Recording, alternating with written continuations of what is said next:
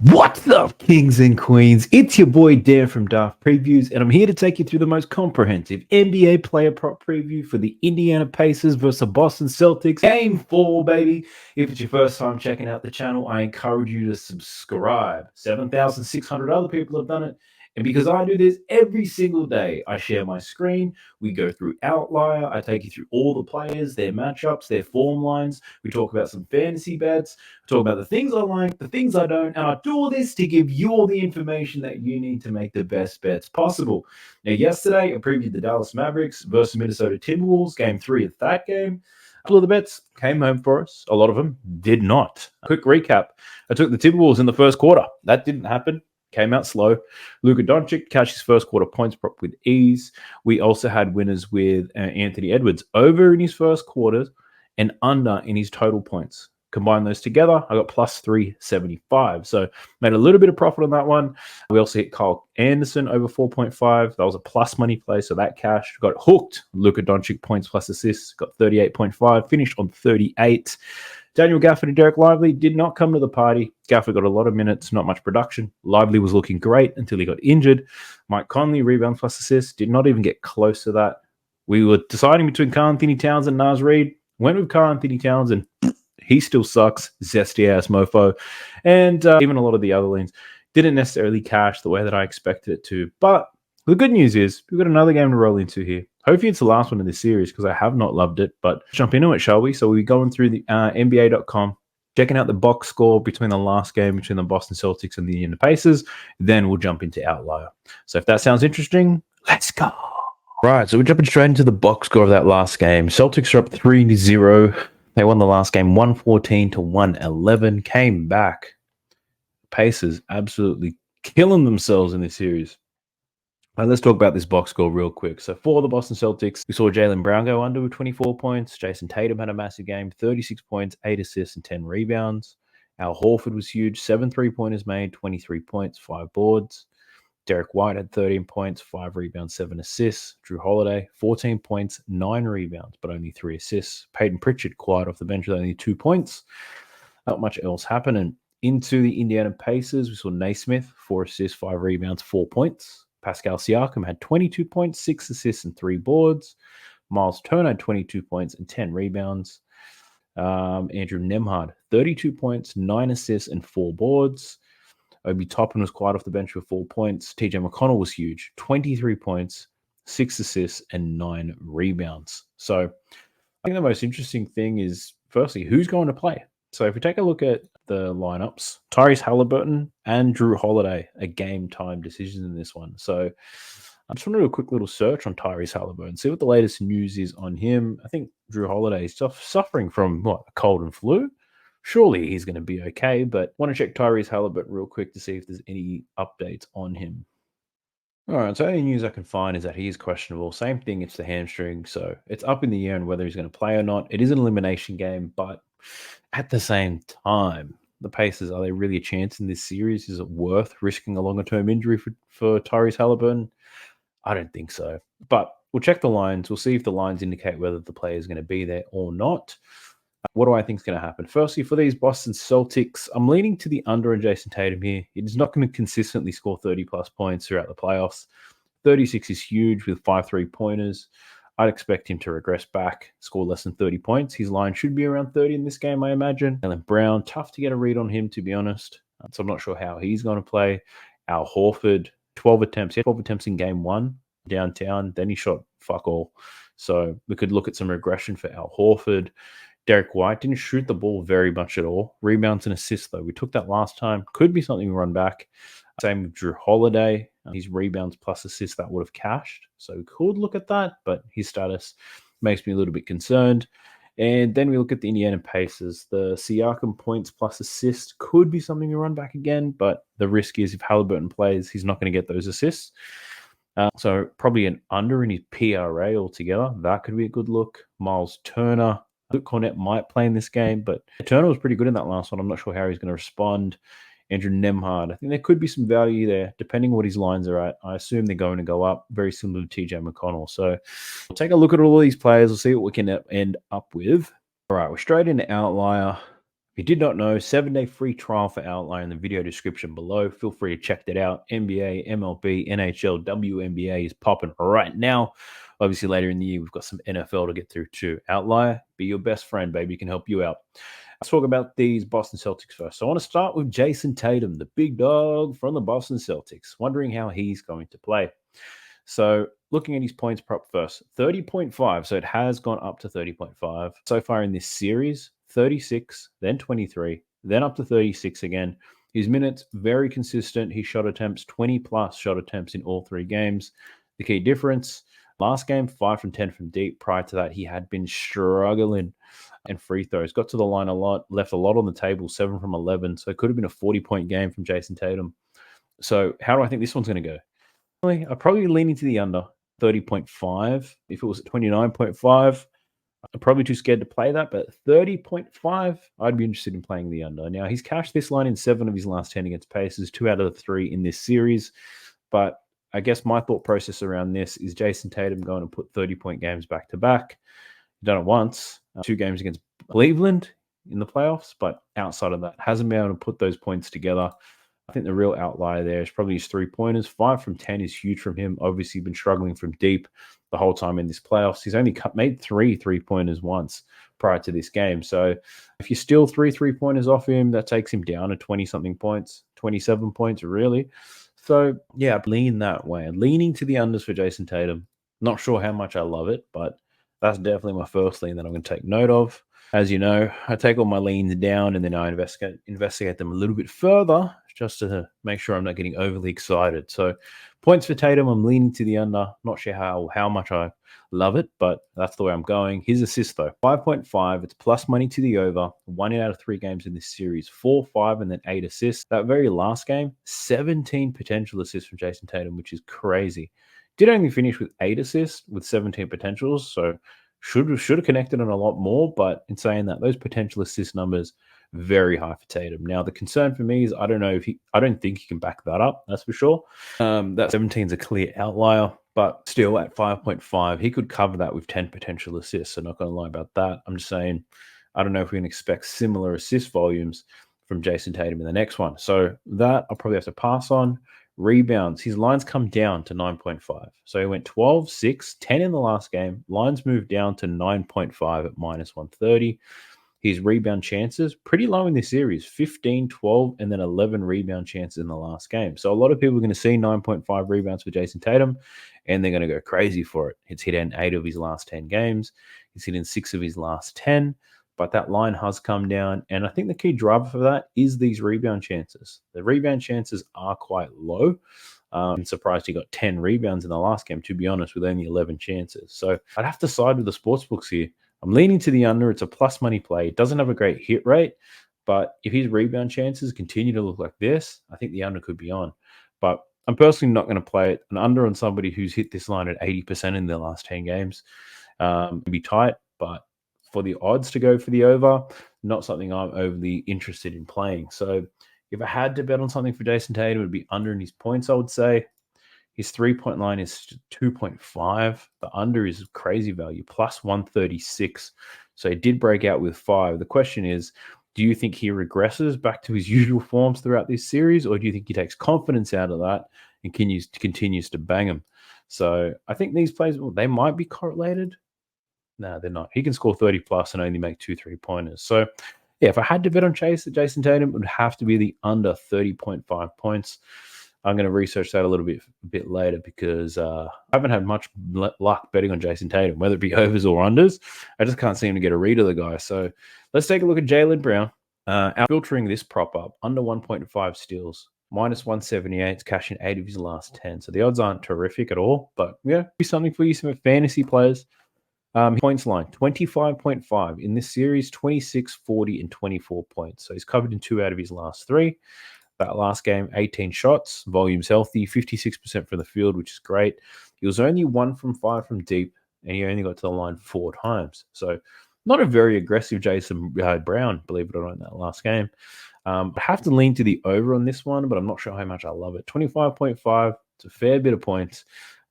He's not shooting well from 3. That makes it difficult. But if he's not getting to the free throw line, I think that makes it even worse. So, but I would expect him to get back there. If we look at his head-to-head matchups, he does average 5.6 free throws attempted in his last 11 games against the Pacers. He only shot 4 in that last game, so you could argue probably could have got there a few more times. Point is made 35% on average. He only shot 20% in that last game. And field goal attempts 21.3 is an average against the Pacers, and he only shot the ball 18 times. So, yeah, Brown probably has some upside. 24, somewhat underwhelming. So, if you base it off his averages and how he plays against the Pacers, I think the over is a good look. 25.5, I think is going to be tight, but definitely I'd be leaning to the over if I had to. His first quarter points prop, this is interesting, 5.5. It normally lives above 6.5, but at 5.5, I might just be compelled to take it. Now, he's cashed this in 2 out of his last 3. Last 2 games, he's only getting 7 minutes in the first quarter, though. So that leaves me a little bit confused. I know he's not getting in foul trouble. So, yeah, I'm a little bit hesitant to take it if he's getting those types of minutes. Last 2 games at 7 minutes is a bit of a concern. I actually should have looked at Jason Tatum first quarter points. I believe those have been banging quite well. So I'll go back to that. Let's just get through Jaylen Brown. His assist line's at 2.5, 5, 2, and 3 assists so far in this series.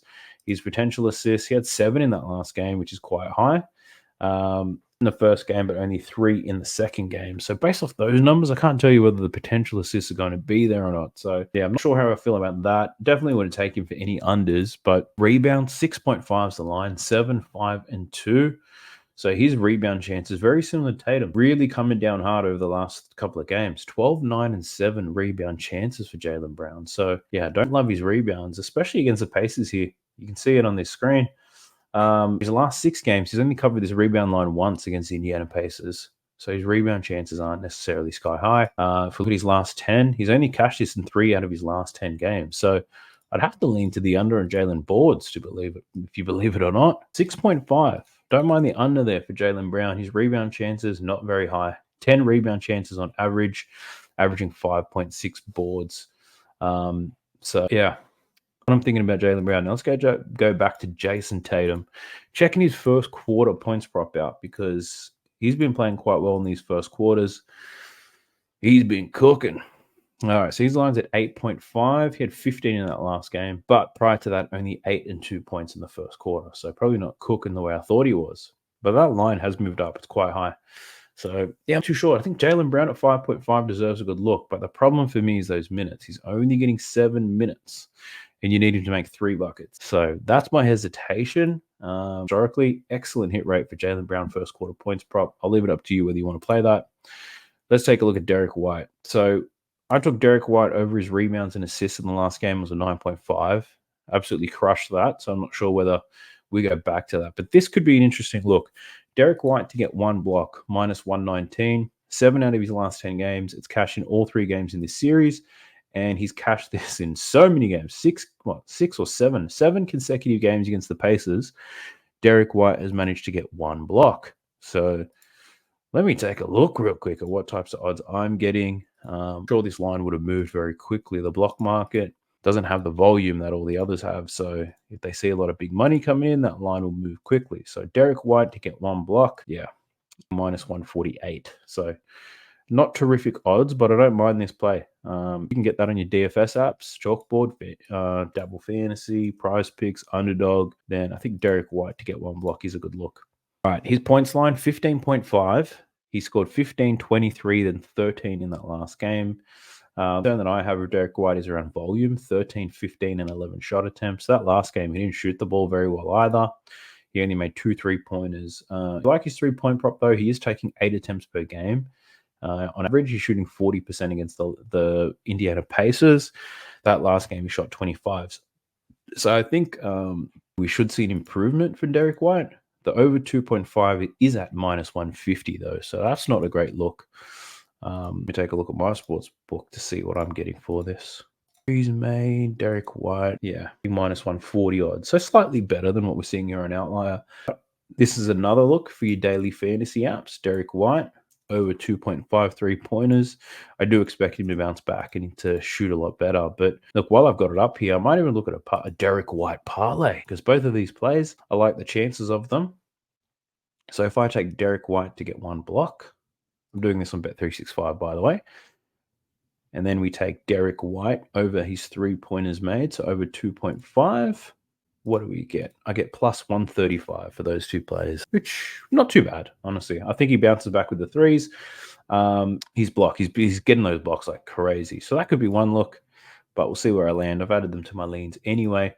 We have assists 5.5 for Derek White. He's covered this in 3 straight games in this series 9, 6, and 7. Assists 12, 8, and 9. So he's averaging almost 10 potential assists per game.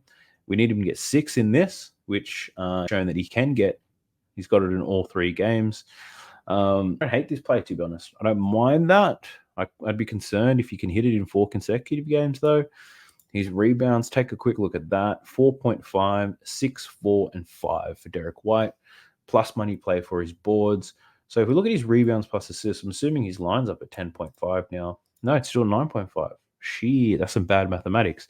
So you need 5 rebounds to cash that line, the rebound line, and you need 6 assists to cash his assist line.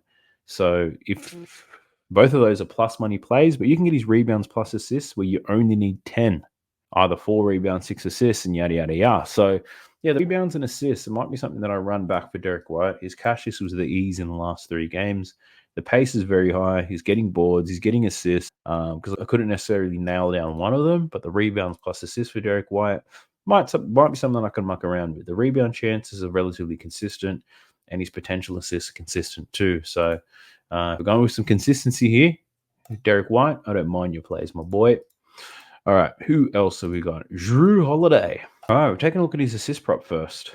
5.5 is the line. He's cashed this in 2 out of the 3 games. 8, 10, and then 3. That last game, he had the flu-like symptoms. He only had 3 potential assists, so that's not great. I'm assuming he's still not feeling well. Still got the illness, game time decision.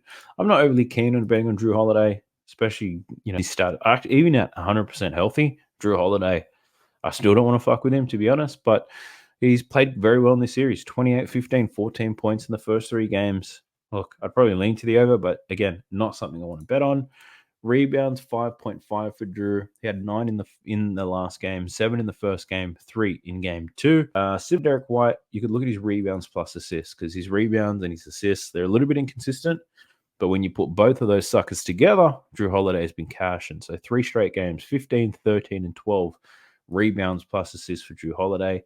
Odds are at minus 135, though, so I don't necessarily love that. I'm just taking a quick look at Bet365 now to see what types of odds I would get. But if the odds are trash, then this could be something for another one for your fantasy props. So if I go assist and rebound, Derek White, that's a little bit juiced too, to be honest. And Drew Holiday, that one's juiced as well. So both of them, Derek White and Drew Holiday, rebounds plus assist. I'd say both of those are good looks for some DFS stuff.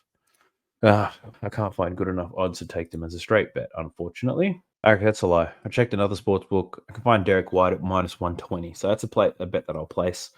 Over 9.5 rebounds and assists. Drew Holiday, on the other hand, juice to the gills, my boy. So nothing on Drew for me, but for you fantasy guys, you could have a nice look at that. Al Horford, let's check out the old fella. His points line, 11.5 in this series, 15, 6, and then 23 points in that last game. Minutes were sky high. Shot percentage was great. 7 3-pointers, which is absolutely crazy. From 12 attempts down to 1, and then 12 attempts once again. So couldn't tell you what Al Horford's going to do. His 3-point line's at 2.5 now, though.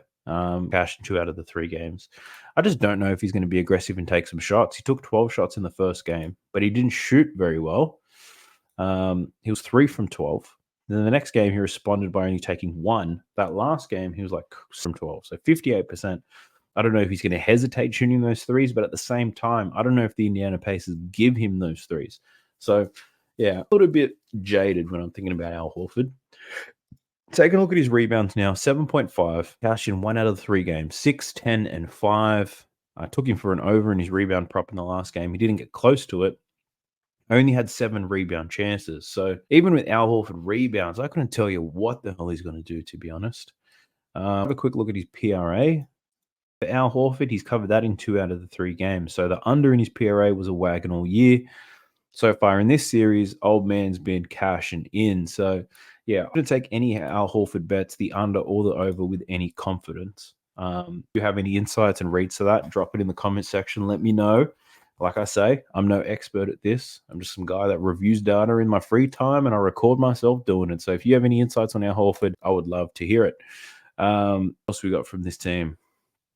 Let's take a look at Peyton Pritchard. Had a pretty quiet game in that last one. TJ McConnell, bit of white on white crime there, absolutely cashed in. His points line's now at 6.5. It's at minus 120. The first two games, he had 8 and 12 points. That last game, he only had 2 points in 14.5 minutes. Field goal attempts are quite low. So the concern for me is that the minutes are coming down. Drew Holiday was sick in the last game, and we saw Peyton Pritchard get even less minutes. So because of the minute side of things, I'd probably lean not to take the bet. I'm just not going to bet on Peyton Pritchard. That's what my concern is. But if you can see him getting back up to 20 minutes, his points and his assist prop, put them together, it's usually a safe way to play Peyton Pritchard. But in this series, it really has been the points, to be honest, not even his assists. So you could play Peyton Pritchard over 6.5, or you can muck around with it and even take him for 10 points, because if he gets the minutes, it's a plus 240 play. I think he's a chance for 10. But if he doesn't get the minutes, I question whether he can even get 6.5. So those are my thoughts on Peyton Pritchard. Not something I'm willing to bet. Like I'm in the last video, I don't necessarily love this series, but there's always value out there, right? So we just want to make sure we review everything so we don't miss it. Next up, we have his Pascal Siakam. So the last game, I bet he's over in his points plus his assists. His rebounds assist line's at 12.5. He's got under 9 of his last 10, believe it or not. In this series, he had 19 rebounds and assists in the first game. Then he was under with 7 and 9 in the subsequent games. But the side of the ball for Pascal Siakam, I can't tell you what's going to happen. So I don't mind that play from Outlier, but let's go through each prop. 23.5 is his points prop. 24, 28, and then only 22 points in that last game. He's not necessarily affected whether Tyrese Halliburton plays or not. So the 22 points in the last game, he took 18 shots. He was very aggressive with it. He only took 4 free throws. He's only taken 4 free throws this whole series, believe it or not. He didn't make any 3-pointers. So he's had to rely on really high shooting percentages to cover this points line. That last game, 50% from the field, and he still managed to go under this line. So if he's not getting to the free throw line and he's not making 3-pointers, I'd probably have to lean to the under. The 23.5, highest we've seen for Pascal Siakam in this series. But then the other argument is Nembhard scored 30-something points that last game. I don't think anyone could predict that happening. If he scores 15 and 20 points, Pascal probably takes a little bit more shots. So I'd lean to the under for Pascal Siakam. Not one that I'm willing to bet, but that's the way that I'd be leaning. His assist line is at 4.5. He had 6 assists in that last game. I was like, catch him at like 3.5 assists. I laddered him up 5 to 7 as well. So cashed in a little bit on Pascal Siakam, but I feel like I got lucky with that one. Before the lines moved, I got on Pascal. Now that the lines are set at 4.5, I'd probably be very hesitant to play it, to be honest. His potential assist volume was not high in that last game, so beware. Then we look at his rebounds. 7.5. He cashed it only once this series. 12 rebounds in game 1, 5 and 3 boards in the next 2 games. Rebound chances quite low. 9 and 11 rebound chances. I probably have to lean to the under on Pascal Siakam, but that's purely because in the last few games, his chances haven't been very high. Other than that, I don't necessarily have an angle or a read on this. But the under rebounds plus assists, that's also a good play, but it has got the same cash rate as this. I feel like 4.5 assists is quite high for Pascal Siakam. He averages potential assists in his last 10 games. So his assist line is at 5, 4.5. So I think rebounds and assists gives you a little bit of room just in case he becomes a dimer. But I can see him filling up the stat sheet with rebounds and assists. He's only done it once so far in his last 10 games. I'd probably lean to the under here, but it's at minus 135 on Pascal Siakam rebounds and assists. I can get under 11.5 at pretty good odds, but 11.5, it does read the hit rate a little bit. So yeah, I think the lines, they're very sharp, I've got to say. Very sharp. I might end up, based on how this preview is looking, I'll probably take a lot less bets, probably put a parlay together with just 2 or 3 players, reduce their lines for a bit, and just leave it at that, to be honest. But Pascal Siakam at 12.5, the under is juiced to the max. So if you're playing the 12.5 under in his rebounds and assists is a good look. But for sports betting, if you want to take some straight bets, there's not too much value on the table here. So very sharp lines we're seeing so far. Who else have you got from this joint? Miles Turner. So Miles Turner was great in that last game. As you know, I've been betting his under in blocks every single game, but I'm not sure we're going to see some good odds here. So let's go straight to the blocks. The over is plus money, so the under minus 140, which is not great. I'm checking book right now. What's 365 giving me for him? Yeah, it's to the max. $1.64 I'm getting. So I'm getting a minus 136 but under in Miles Turner block. So again, another one for your daily fantasy players. I might parlay some of these DFS players, to be honest, because I think they have the much better chance of hitting than a lot of the straight bets. These lines are tight, son. Points for Miles Turner, 17.5. 23, 8, and 22 in the 3 games in this series. The 2 games he went over, he played a lot of minutes. Makes sense to me. He was great. He was aggressive. 16 shots, 56% from the field. Didn't make a 3-pointer, but he did catch 4 free throws. So Miles Turner, the Boston Celtics don't have the size to really slow him down. So it's really dependent on whether he wants to get buckets, he can get them. So I probably lean to the over for Miles Turner, but again, not much confidence. I hate to say it, but Miles Turner kind of gives me Kenny Towns vibes, and that's a big man who's a bit of a bitch. Like that's a lot coming from me. I'm only 5'7", so I'm petite. I'm a petite man, but this guy standing 7'1", bit of a bitch sometimes. Wouldn't you agree? But I'd lean to the over for Miles Turner. I'm just not sure if I have the balls to take that bet. Rebounds for Turner is 7.5. The 2 games he went over his points prop, he also happened to go over his rebound prop. 10 boards in game 1, 10 boards in game 3, only 4 boards in game 2. So you know what? This is how I'm thinking of playing Miles Turner, right? If we go with that similar process, I'm going to share my sportsbook with you real quick, just so you can see what I'm looking at. So if I was to play Miles Turner, and I did this with Anthony Edwards, there are a couple of angles. If Miles Turner is going to be a bitch, he's going to be a bitch, right? But if he's not, he's going to be a beast.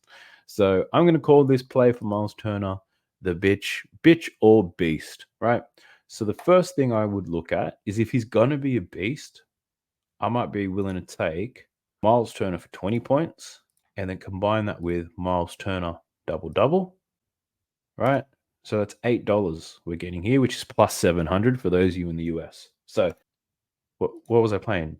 Bitch or beast, right? So that's if we think Miles Turner is going to be a beast. But now if I think Miles Turner is going to be of a bitch, what I would look at is points low is quite low. But we can go under 12.5 points, and then we go under rebounds. So what this thought process doesn't account for is if Miles Turner is just average. If Miles Turner is just average, we lose. But you got bitch or beast. The beast plus 700, the bitch plus 550. That's the way that I'm looking at it. So I might put a little bit on each, and then bitch or beast. We'll see how that goes. So what do you guys think about that concept? Let me know in the comment section below. Bitch or beast for Miles Turner. But that's my thoughts on him. Yeah, so I think blocks is the best play you can make for Miles Turner. It is quite juice, so you've got to parlay it with something else. You might go Turner under blocks and Derek White over blocks, perhaps. A little bit of a block party. But that's one way we play it. I might play it that way, to be honest. I might do a little bloody parlay. Who else do we have in the pace that we can go through? There's no lines for Tyrese Halliburton here in Outlier, so chances are he's probably not playing. But let's see TJ McConnell. Let's see how far his lines have moved. So his points line's up to 14.5. He's gone 13, 9, 23. Played almost 30 minutes in that last game. 10 from 17. Crazy. He made a 3-pointer. He was 1 from 4. And he made his only 2 free throws. So 14.5 points. If TJ McConnell's going to get close to 30 minutes, you have to take the over, right? He normally shoots about 50 to 55% from the field anyway. It really comes down to volume. Those 17 shots, quite high. You'd assume he'd make at least 8. He happened to make 10 in that game. But even if he cashes in at 8, you still cover this line based on the volume alone. Tyrese Halliburton, I guess the questionable decision whether he plays, that's lingering on my mind. So if he doesn't play, then the McConnell over looks nice. The assist prop for 6.5. He only had 6 assists in that last game, 4 and 3 in the games prior. He did have 13 potential assists, though. So the assists, man, you get plus money for under 6.5 assists for TJ McConnell. Let's have a look at the season. Let's look at TJ McConnell when he plays at least, let's say, between 25 and 30 minutes. I think that's a fair expectation. So this season, when playing 25 to 30 minutes, he's done that 8 times.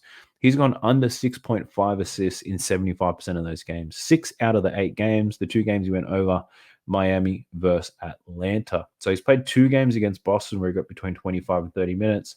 Both of those games, he went under his assist line. So 13 potential assists. He averages 12.3 in these games. So I think it's a fair enough ask here. So the TJ McConnell unders plus money play there on his assists.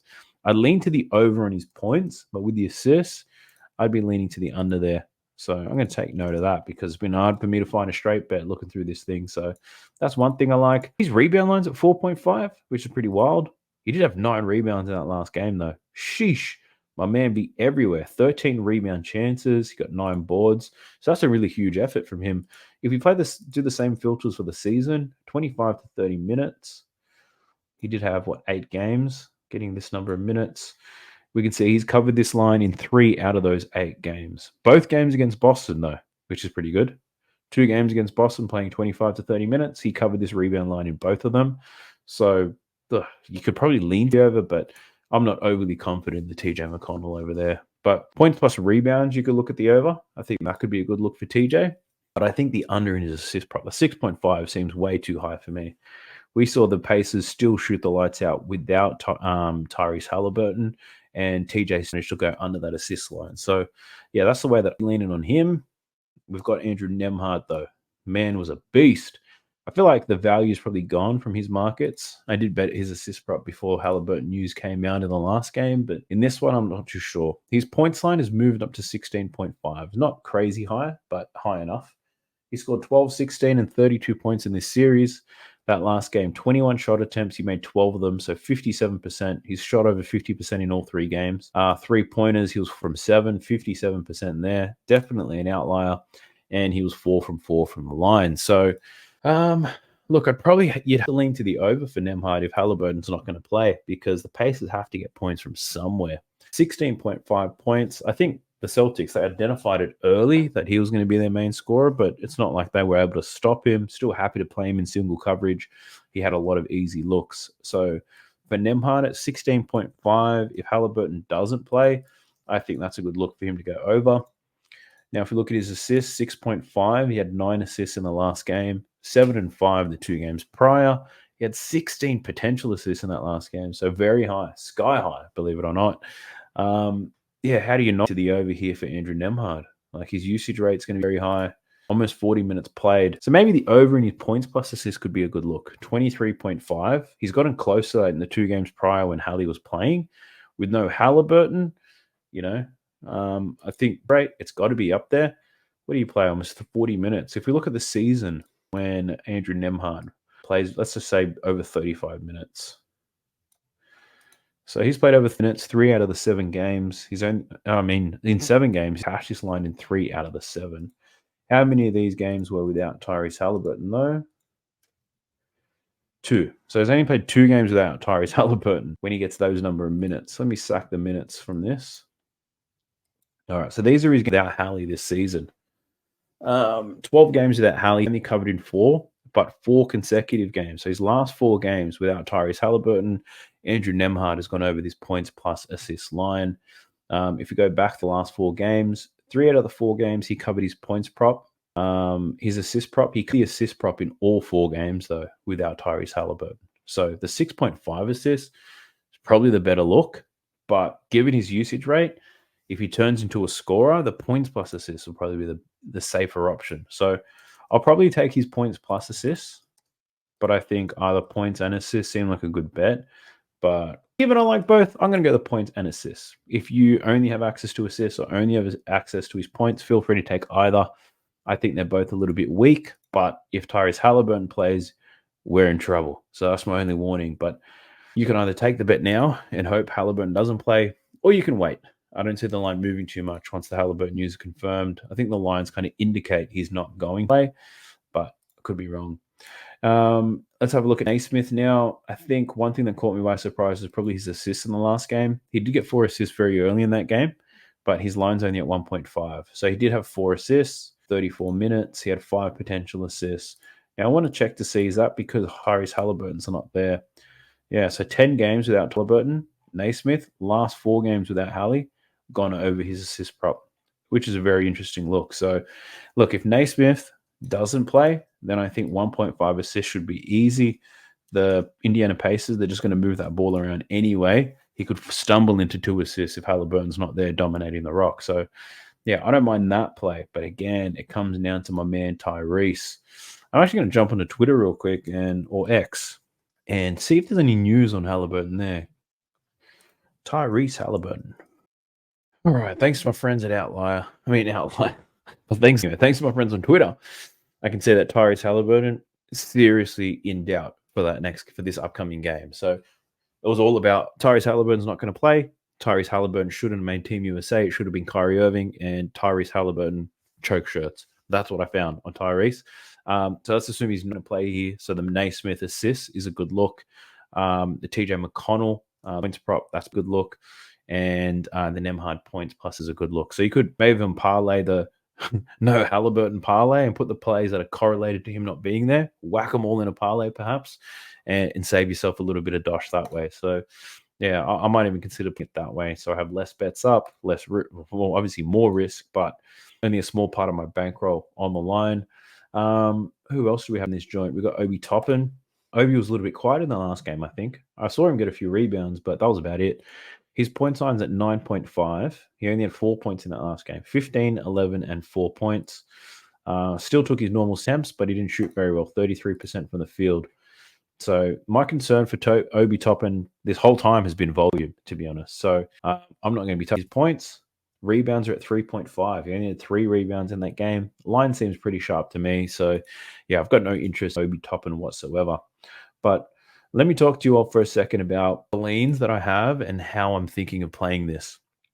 So firstly, I'll say that a lot of the lines seem quite sharp. Let me share this screen with you guys and you can see. So this is the little document I have on Notion where I put together a lot of the leans whilst I'm recording the video.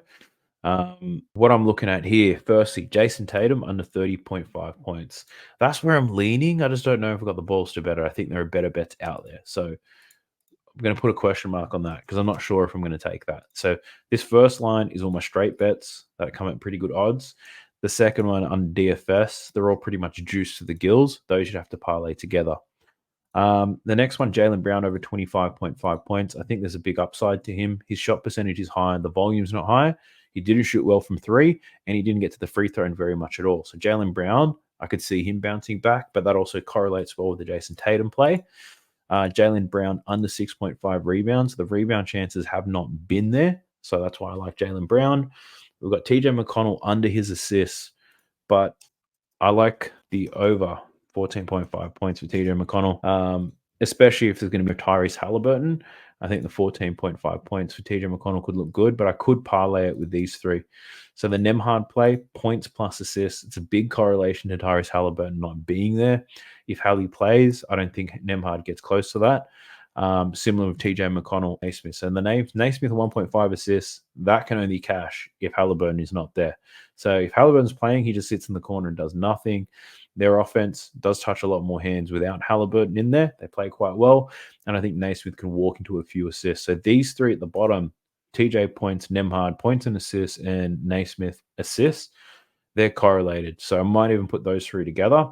And if we look at the DFS stuff, I'm thinking of playing Derek White. So his block rate really high. We can play him and Miles Turner together. So we can have a little bit of a block party over here, right? That could be one parlay. The other one, I don't know if the Derek White, Drew Holiday rebounds plus assists, they both have an excellent hit rate. But if you parlay them together, they're not necessarily correlated. They could be stealing from each other. So that's one concern. Pascal Siakam under his plus assists. So you could potentially tag those with Drew Holiday. So if I was to play parlays, this is what I'm thinking. We can put Drew Holiday and Pascal Siakam together. They're not necessarily correlated, but then the other one, we can do Derek White over his 3-pointers prop and then over his rebounds plus assist prop. So I could parlay these 2 together, these 2 together, and these 2 together. Then we can parlay these 3 together, which means I'm not playing many straight bets. Now, this killed me last time. Shit. I was getting a bit excited here. But If I'm talking about straight bets, Jaylen Brown over points. Then who knows? I could parlay these two together. Jaylen Brown over points, under rebounds. God damn, why do I do this to myself? So I got myself excited with parlays. Now I feel like I can't go back. Or I'm just going to end up with a couple of straight. Okay. All right. Let me settle myself down. I'm going to fuck these off. As exciting as they sound, I'm going to get rid of them. All right. I think the block party is a good look. Derek White overs, Miles Turner under. We can get a block party parlay happening, right? Then I'll put these three together. This is the no Hallie parlay, right? I could put those three together. And then for straight bets, I might just look at the Jaylen Brown over or maybe the Jaylen Brown under. Maybe both. But I want to limit the number of parlays because that's honestly, if you're watching this and you're new to sports betting or whatever it is, parlays, they're fun, they're exciting, but I'm telling you, it's a great way to lose money unless you have a system where a lot of your bets are correlated and you can get a good price for them. So take it from me. I've got about $20,000 sitting in my sports bet accounts. I didn't get there from running parlays. I'll tell you that. So it's a lot of straight bets and it's a lot of volume over time, which has got me there. But either way, look, I'll wrap it up here. 48 minutes is long enough for me. If you did make it this far, I do appreciate you. Put in the comment section, block party to let me know you made it this far. Best of luck with your bets tomorrow. I've told you how sharp a lot of these lines are, so be responsible. Don't go too hard on it. Really looking forward to the next game, the next Mavs game, to be honest. Hoping they sweep those fools, but hopefully this is a sweep too. Let's get these series over and done with and get to these NBA finals already. If you haven't, sub the channel. We're close to 8,000. I appreciate your support. Now let's go. Sub to the channel because your boy's getting busy. Coming to your line from the west side of Sydney. We've got the free picks and the juice on the daily. It's all free, you don't even have to pay me.